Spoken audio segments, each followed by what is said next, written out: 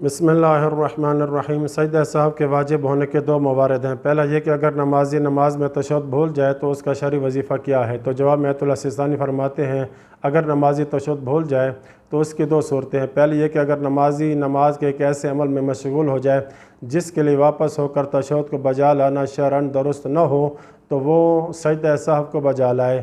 मसलन तशहुद भूल कर अगली रकात के रुकू में दाखिल हो जाए और उसे याद आए कि उसने तशहुद नहीं पढ़ा तो नमाज मुकम्मल करे और नमाज के बाद दो सजदह साहब को बजा लाए। और दूसरी सूरत यह कि अगर नमाजी किसी और अमल में मशगूल हो मगर शरई एतबार से उसे छोड़कर दोबारा तशहुद पढ़ना ज़रूरी हो तो वो इस अमल को छोड़कर तशहुद को बजा लाए। मसलन तशहुद भूल जाए और अगली रकात के रुकू में दाखिल होने से पहले उसे याद आ जाए कि तशहुद नहीं पढ़ा है तो बैठ जाए और तशहुद को पढ़े और इसके बाद नमाज को यूँ जारी रखे कि जो कुछ पहले पढ़ चुका था उसे दोबारा पढ़े।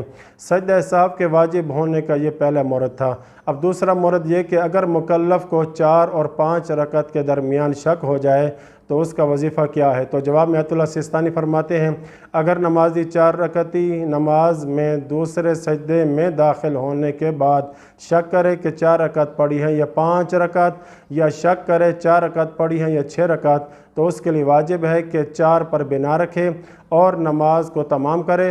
नमाज के सलाम के बाद उस पर वाजिब है कि सजदह साहब को बजा लाए। ये हैं सजदह साहब के वाजिब होने के दो मवारद।